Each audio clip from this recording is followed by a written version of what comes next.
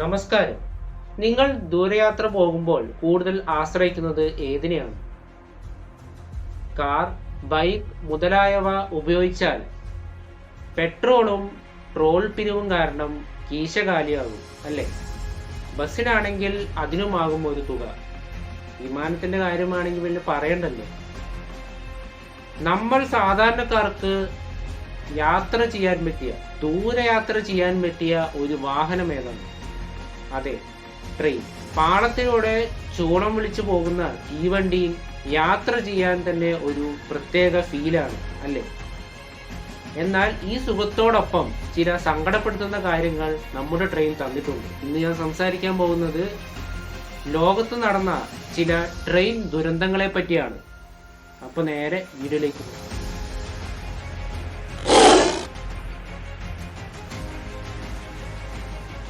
ആദ്യം തന്നെ ഇന്ത്യയിൽ നടന്ന ദുരന്തത്തിനെ പറ്റി പറയാം. വർഷം 2023 ജൂൺ 2 രാത്രി 7 മണി കൊൽക്കത്തയിലെ ഷാലിമാറിൽ നിന്നും ചെന്നൈ വരെ പോകുന്ന കൊറോമണ്ഡൽ എക്സ്പ്രസ് ഒഡീഷയിലെ ബലാസോർ ജില്ലയിലെ ബഹാനഗർ റെയിൽവേ സ്റ്റേഷനിൽ എത്തുന്നു. അതേസമയം ബംഗളൂരു ഹൗറ സൂപ്പർഫാസ്റ്റ് എക്സ്പ്രസും അവിടെ എത്തുന്നു. രണ്ട് ട്രെയിനും ഇവിടെ സ്റ്റോപ്പില്ല. ഗ്രീൻ സിഗ്നൽ കിട്ടിയ ശേഷം രണ്ട് ട്രെയിനും മുന്നോട്ട് നീങ്ങി. മെയിൻ ലൈനിലൂടെ പോകേണ്ട കൊറോമണ്ഡൽ എക്സ്പ്രസ് പാളം തെറ്റി ലൂപ്പ് ലൈനിലൂടെ പോയി ഗുഡ്സ് ട്രെയിൻ ഇടിച്ച് കൊറോമണ്ഡൽ എക്സ്പ്രസിന്റെ 21 ബോഗികൾ പാളം തെറ്റി. അതോടെ അടുത്ത ട്രാക്കിലൂടെ പോകുന്ന ബംഗളൂരു ഹൗറ സൂപ്പർഫാസ്റ്റ് എക്സ്പ്രസ് കൊറോമണ്ഡൽ എക്സ്പ്രസിൽ ഇടിച്ച് അതും പാളം തെറ്റി. ബംഗളൂരു ഹൗറ സൂപ്പർഫാസ്റ്റ് എക്സ്പ്രസിന്റെ ഏറ്റവും പിന്നിലുള്ള ജനറൽ കമ്പാർട്ട്മെന്റും ഗാർഡ് ഇരിക്കുന്ന കമ്പാർട്ട്മെന്റുമാണ് പാളം തെറ്റിയത്. ഈ കൂട്ട ദുരന്തത്തിൽ ആകെ 290-ലേറെ പേർ മരണപ്പെട്ടിരുന്നു. 1170 പേർക്ക് പരിക്കും പറ്റി. 1995 ശേഷം ഇന്ത്യയിൽ നടന്ന ഏറ്റവും വലിയ ട്രെയിൻ ദുരന്തമാണിത്. 2004 ശേഷം ഏറ്റവും കൂടുതൽ ആളുകൾ മരണപ്പെട്ട ട്രെയിൻ അപകടവും ഇതുതന്നെയാണ്. അന്ന് ഈ ദുരന്തത്തിന്റെ കാരണം വ്യക്തമായിരുന്നില്ല, എന്നാൽ ഇപ്പോൾ വ്യക്തമായി. കാരണം ഇതാണ്: ട്രാക്കിൽ പണിയെടുത്തിരുന്ന തൊഴിലാളികൾ ട്രാക്ക് നന്നാക്കുന്നതിനിടയിൽ സിഗ്നൽ പോസ്റ്റിന്റെ വയറുകൾ തമ്മിൽ മാറിപ്പോയി. ആയതിനാൽ ട്രെയിനുകൾക്ക് തെറ്റായ സിഗ്നലുകൾ ലഭിച്ചു. ഇതാണ് കാരണമെന്ന് മന്ത്രി അശ്വിനി വൈഷ്ണവ് അറിയിച്ചിരുന്നു. എന്നാൽ ഇത് മനഃപൂർവ്വം ചെയ്തതാണോ എന്ന കാര്യത്തിലാണ് സംശയം. അതിപ്പോഴും അന്വേഷിച്ചുകൊണ്ടിരിക്കുകയാണ്. അടുത്തതായി പറയാൻ പോകുന്നത് ശ്രീലങ്കയിൽ നടന്ന ഒരു ട്രെയിൻ ദുരന്തത്തെ പറ്റിയാണ്. വർഷം 2004 ഡിസംബർ 26 ഇന്തോനേഷ്യയിലെ സുമാത്രയിൽ ഒരു ഭൂകമ്പം ഉണ്ടായി. ഇന്ത്യൻ ഓഷ്യന്റെ പടിഞ്ഞാറൻ ഭാഗത്താണ് ഈ ഭൂകമ്പം ഉണ്ടായത്. അതുകൊണ്ട് തന്നെ അവിടെ ഒരു സുനാമി ഉണ്ടായി. ഇന്തോനേഷ്യ, ഇന്ത്യ, തായ്ലൻഡ് തുടങ്ങിയ 15ഓളം രാജ്യങ്ങളിൽ ഇത് നാശനഷ്ടം ഉണ്ടാക്കി. ഡിസംബർ 26 രാവിലെ 6:50 ശ്രീലങ്കയിലെ കൊളംബോയിലെ ഫോർട്ട് സ്റ്റേഷനിൽ നിന്നും സമുദ്രദേവി എന്ന ട്രെയിൻ പുറപ്പെട്ടു. തെക്കൻ ശ്രീലങ്കയിലെ ഗാല എന്ന സ്ഥലത്തേക്കാണ് ഈ ട്രെയിൻ യാത്ര. ക്രിസ്മസ്, ബുദ്ധപൂർണിമ അവധിയും വാരാന്ത്യ അവധിയും കാരണം ട്രെയിനിൽ നല്ല തിരക്കായിരുന്നു.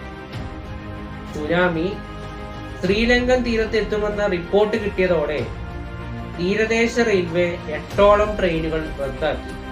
സമുദ്രദേവിയുമായി റെയിൽവേ അധികൃതർക്ക് ബന്ധപ്പെടാൻ സാധിച്ചില്ല. രാവിലെ 9:30 പെരലിയ എന്ന സ്ഥലത്ത് ഈ ട്രെയിൻ എത്തി. ട്രാക്കിൽ വെള്ളം കയറിയതോടെ ട്രെയിൻ അവിടെ നിർത്തിയിട്ടു. ട്രെയിൻ പാളങ്ങളിൽ സുരക്ഷിതമാണെന്ന് ഗ്രാമവാസികൾ കരുതി.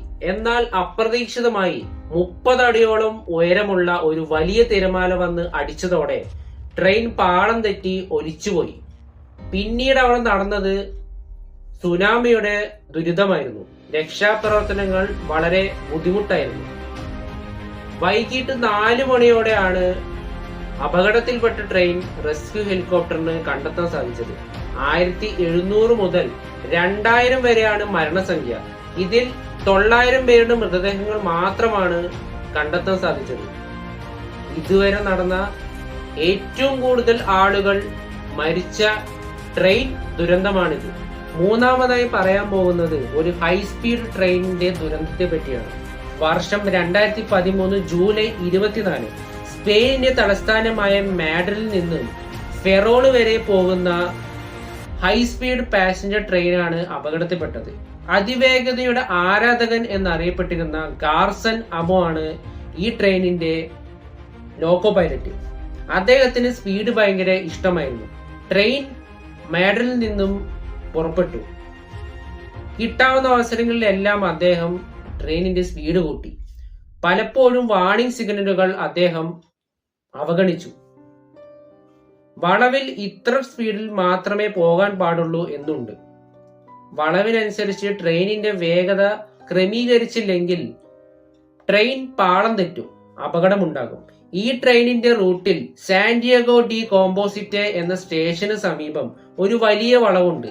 ഈ വളവിൽ 100 കിലോമീറ്ററിന് താഴെ മാത്രമേ പോകാൻ പാടുള്ളൂ. എന്നാൽ ഈ ട്രെയിൻ വന്നിരുന്നത് 200 കിലോമീറ്റർ സ്പീഡിലായിരുന്നു. വളവിന് ഏതാനും കിലോമീറ്ററുകൾ അകലെ എത്തിയപ്പോൾ മാത്രമാണ് ഗാർസന് അപകടത്തെപ്പറ്റി മനസ്സിലായത്. അതോടെ അദ്ദേഹം എമർജൻസി ബ്രേക്ക് ഇട്ടു. പക്ഷെ ഫലമുണ്ടായില്ല. നിമിഷങ്ങൾക്കകം ട്രെയിൻ ട്രാക്കിൽ നിന്നും തെറിച്ച് ഒരു ഭിത്തി ചെന്നിടിച്ചു. 3 കോച്ചുകൾ തലകീഴായി മറിഞ്ഞു. 2 കോച്ചുകൾക്ക് തീ പിടിച്ചു. ഈ അപകടത്തിൽ 79 പേരാണ് മരിച്ചത്. 143 പേർക്ക് പരിക്കും പറ്റി. ഈ ദുരന്തത്തിന് ശേഷം ഹൈസ്പീഡ് ട്രാക്കിലെ സുരക്ഷാ സംവിധാനങ്ങൾ മെച്ചപ്പെടുത്തി. അപകടം നടന്ന് 4 ദിവസം കഴിഞ്ഞ്, അതായത് ജൂലൈ 28-ന് ഗാർസനെതിരെ കൊലക്കുറ്റത്തിന് കേസെടുത്തു. 2017-ൽ ഈ ട്രെയിനിന്റെ ഉടമയായ ആന്ദ്രേ കോർബിഡർക്കെതിരെയും കേസെടുത്തു. അവസാനമായി പറയാൻ പോകുന്നത് നമ്മുടെ കൊച്ചു കേരളത്തിലുണ്ടായ ഒരു ട്രെയിൻ ദുരന്തത്തെ പറ്റിയാണ്.